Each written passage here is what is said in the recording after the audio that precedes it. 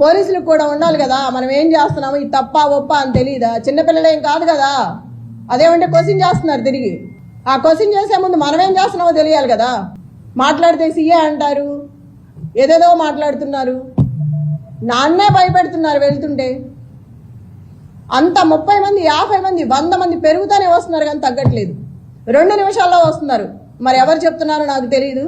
నేను ఎక్కడికి వెళ్తే అక్కడికి వస్తున్నారు నాతో పాటు, గుంపుగా వచ్చేస్తున్నారు. పోలీసులు కానీ రౌడీలు కానీ ఆ చుట్టూ ఉన్న జనం కానీ. ఏదో ఇప్పుడే వచ్చేటప్పుడు చూసాను 150 మంది కూర్చున్న టేబుల్స్ నేను గొడవ చేసి వచ్చానని ఒక 6 నుంచి మిగతాయి తీసేశారు. ఇప్పుడు వస్తా చూసాను ఇంకా ప్రతి చోట ఇలాగే ఉంది. మేము ఇక్కడి నుంచి అవతలకి వెళ్తే ఇక్కడ మొదలు పెడుతున్నారు, మళ్ళీ అటు నుంచి ఇటు వస్తే అటు మొదలు పెడుతున్నారు. ఎన్ని చోట్ల నాపుతాం, ఎంతమందిని నాపుతాం? బిర్యానీలో డబ్బులు పెట్టిన దౌర్భాగ్యం కాంగ్రెస్ పార్టీది. అంత అవసరమే వచ్చింది నీకు? అంత రౌడీజం చేయాల్సిన అవసరమే ఉంది? మొత్తం సిటీలో ఉన్న స్టేట్ మొత్తం రౌడీలందరినీ పెట్టుకున్నావు తీసుకొచ్చి. ఎంతమందిని బెదిరిస్తావు? పక్కనే పెట్టుకున్నాడు, కవర్లో పెట్టి ఒక్కొక్కళ్ళకు పంచుతున్నాడు. చూసాము, పోలీసులు కూడా చూస్తున్నారు పక్కన, ఏమంటలేదు వాళ్ళని. మా దగ్గర సెల్లులు ఉంటే తీసి బయట పెడుతున్నారు లాక్కొని. ఒక క్యాండిడేట్ ఫోన్ కూడా దగ్గర ఉండనివరా? క్యాండిడేట్తో ఒక మనిషిని కూడా రానివరా? ఎట్లా రాకుండా? లోపల ఎవరు కూర్చున్నారు ఏంటో మనకు తెలియాలి కదా. అట్లా కూడా అలౌ చేయట్లేదు. వాళ్ళని మాత్రం 10 మందిని అలౌ చేస్తున్నారు. అడిగితే నవ్వుతున్నారు.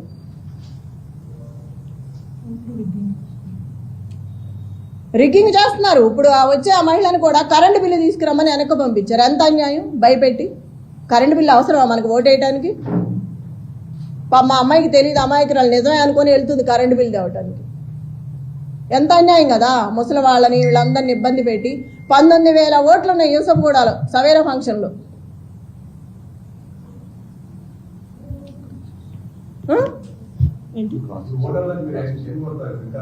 వికలాంగులకి ఎన్ని పెట్టాలి? వీల్ చేసి మనం 19,000 మంది అంటే ఎన్ని పెడతాము? 10 బూతులు ఉన్నాయి వికలాంగులకి, 2 ఉన్నాయి అక్కడ. ఆ రెండిట్లో ఎంతమంది అని లోపలికి వస్తారు, ఎంతమందిని అని తీసుకొస్తారు? ఓటింగ్ ఎప్పుడే ఎంచుకుంటాము? ఇది ఎంత అన్యాయం చెప్పండి.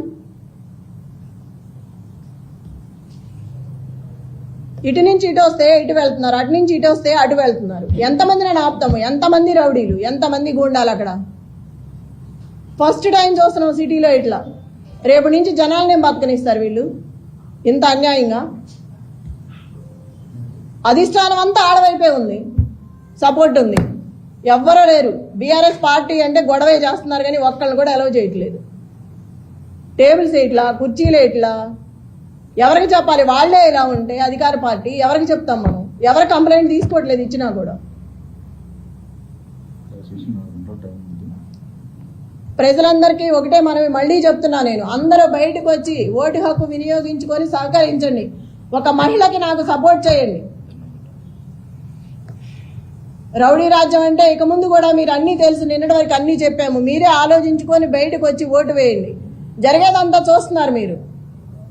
అందరికీ మళ్ళా ఒకసారి చెప్తున్నాను, 6 గంటల వరకు 4 గంటలు సమయం ఉంది. అందరూ బయటకు వచ్చి ఓటు హక్కు వినియోగించుకోండి. దయచేసి కేసీఆర్ గారిని గెలిపించుకోండి.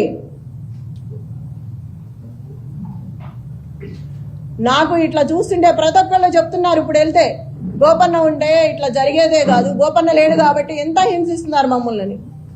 నిజమే, నేను కూడా ఇవాళే ఫస్ట్ టైం గట్టిగా మాట్లాడుతున్నాను. ఎందుకంటే నాకు ఆవేశం వస్తుంది, ఎంత రౌడీయిజం చేస్తారా అని. ఒక మహిళగా కూడా నేను తట్టుకోలేకపోతున్నాను. తోటి మహిళలను కూడా ఇబ్బంది పెడుతున్నారు వస్తా అంటే. ఓటు వేయకపోతే రేపు మీ సంగతి ఉంటుంది. నన్ను బెదిరించాడా? ఆ నల్లగా ఉన్నాడు, ఏం పేరు, నవీన్ యాదవ్ మనిషి, ఆ 150 మందిలో ఉన్నాడు. రేపు చెప్తా నీ సంగతి అంటున్నాడు. నన్నే బెదిరిస్తున్నాడు, రేపు చూస్తా నీ సంగతి ఏందో అని. ఇంత అరాచకమా?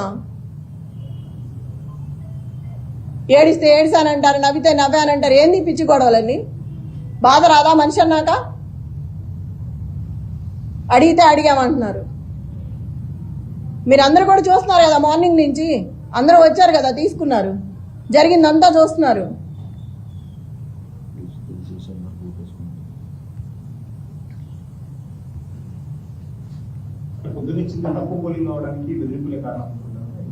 తప్పకుండా ఈ బెదిరింపుల వల్లే జనాలు బయటికి రావట్లేదు. రేపు ఇంటికి వచ్చి ఏం గొడవ చేస్తాడో, మమ్మల్ని బెదిరించి వెళ్ళాడు, ఇప్పుడే రావాలంటే భయంగా ఉంది బయటకు అని చెప్తున్నారు ఒక్కొక్కరు. నేను అక్కడికి కనపడిన మహిళలందరికీ చెప్తున్నాను భయపడొద్దని. ఎంతమందిని మనం చెప్తాం కదా, ఇంత రౌడీజాన్ని చూసి ఫస్ట్ టైం వాళ్ళు కూడా భయపడుతున్నారు. పిల్లలు ఉంటారు ఇళ్లలో, రేపు మేము ఇట్లా వచ్చామనుకో వాడు మమ్మల్ని ఏం చేస్తాడో, బయటకు వచ్చి మేము ఓటు కోసం వచ్చినా వద్దన్నా కూడా ఆ డబ్బులు పెట్టి వెళ్తున్నాడు ఇంట్లో. ఇప్పుడే పంచారు, 2 సందుల్లో పంచారు, పోలీసులు నుంచోనే ఉన్నారు, ఏం అంటలేదు. మేము వెళ్తే మమ్మల్ని వెళ్ళిపోమని గొడవ చేస్తున్నారు.